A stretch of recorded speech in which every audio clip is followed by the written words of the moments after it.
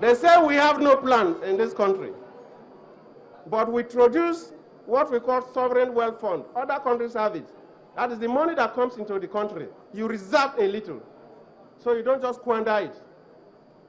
This is the government that introduced for the first time what we call the sovereign wealth fund. Now, I have to thank the governors of the states who have also keyed into this sovereign wealth fund. In addition to the sovereign wealth fund, you know there are some stolen monies, and from time to time, government gets back some of the stolen monies. They have been getting the stolen monies before. Sometimes we don't know how they spend it. The one that has come in within this period, we have not even started spending it, but first of all, we agree on how to spend it. We said that because we have security challenges, and this money is primarily for security money, and they use security channels to take it. So 50% of it will be used for security. 25% of it will be used for development. And 25% of it will be used for future generation. And that's the decision we have taken, even before we start spending the money. Can somebody who has no plan for the future of this country do that thing? No. They should come and tell you what they use our money for. We believe that so many young Nigerians, some young workers, find it difficult to own houses of their own. We introduced in mortgage refinance company that it is just coming up, estates are being launched, working with labor and so on. And as we pursue that program in the next 5 or more years, most Nigerians workers, either working in the private sector or in government, can own their houses just like people. You don't need to get so much to have a house in London. So why in Nigeria you can't have a house? They had no plans for you. They are coming to tell you false stories. Did they have plans for you? Now we say it must change. That you don't need to own so much money to get a house. And we are working on it and it's coming up. Do you want to go back to the old days? We have plans for employment generation. We know one of the greatest problems for most governments, including Nigeria, is to get jobs for us. And we are not sleeping. So far, we have been creating a number of jobs, but we have not reached there yet. I have set up 2 bodies, headed by the vice president, made up of people in government and people in the private sector. It's not just government deceiving. We have people in government and people in the private sector.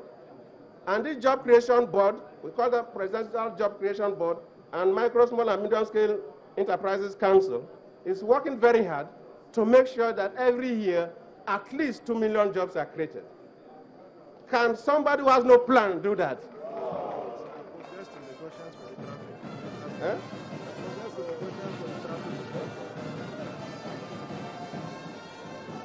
Of course, I've been told that, we have other opportunities. I have so many things to say, but I think people are getting tired.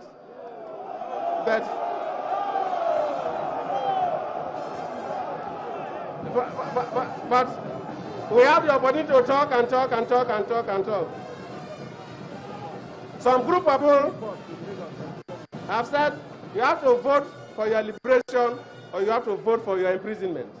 Some group of people came, and I read it in the papers.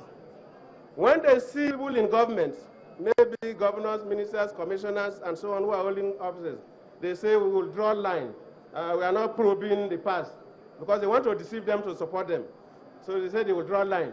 They will start fighting corruption after they cross the bridge. And only 2 days ago, somebody stood in Port Harcourt and said he was going to cast people in the street and throw them to Kirikiri. The same mount, say something from the right, from the left, and from the right, contradicting statements. Can you trust those people? No. Are they not deceiving you? Yes. They want power by all means. All what they want to use power for is to lock up their enemies and imprison their enemies. I have no enemy to fight.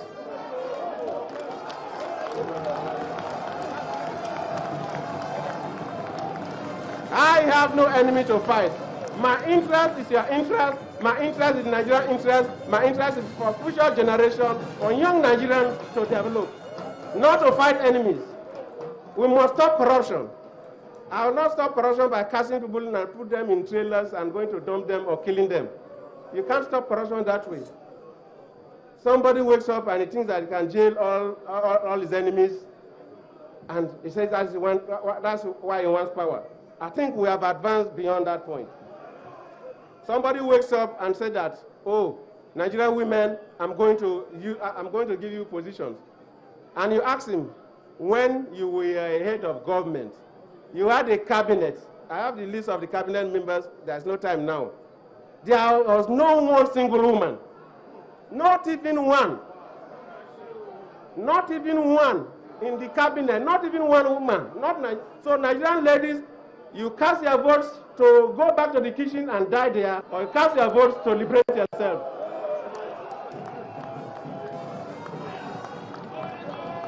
The Nigerian women must decide where to put their votes. You vote to go back to the kitchen and die in the kitchen, or you vote to liberate yourself. We are ready to liberate all Nigerian women.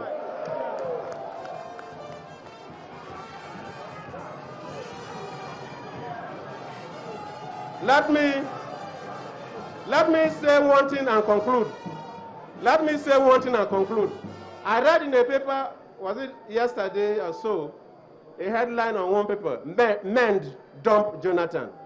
Did you read it? I am from the Niger Delta. The leader of MEND is one Oka. Oka is in South African prison. Why is Oka in a South African prison? South Africa is not Nigeria to say, oh, president manipulated it. Oka is in a South African prison because 1st October 2010, when we were to celebrate our independence, our golden year of 50 years of independence, Oka was procured by some Nigerians to assassinate me. And Oka bombed Abuja. The attempt was to assassinate me, but intelligence investigation from South African intelligence system and Nigerian intelligence system roped him in that plan to assassinate me, and it's now in South Africa. And they say, men dump Jonathan. Order that wanted to assassinate Jonathan. Will you support Jonathan? No.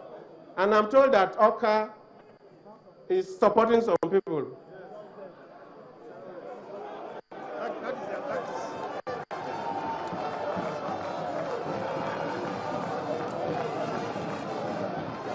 I'm told that Oka in a South African prison for killing Nigerians is endorsing some people. Is that the country you want to live in? No. Count me out. Let me conclude again by thanking all Nigerians, and especially for Lagosians. Let me sincerely, on behalf of my party, apologize to you because we're having this rally today, so the whole Lagos is stable. We beg you, we have to do it, and we know you love us, we support us, we promise to make sure that we lead this country. This is the very first government that has supported the industrial sector very well. Ask your brothers and sisters in the private sector. If they are sincere, they will say that we have come up with policies that has encouraged commerce and industry. And that's the only way to create jobs. Government alone cannot employ people. The private sector must bloom to create jobs for people. They should bear with us because the PDP government will continue to encourage the private sector so that we create jobs for Nigerians. And finally, let me tell all of you, especially those people who want to go to the National Assembly, all those who are contesting for National Assembly positions. We've just had a national conference.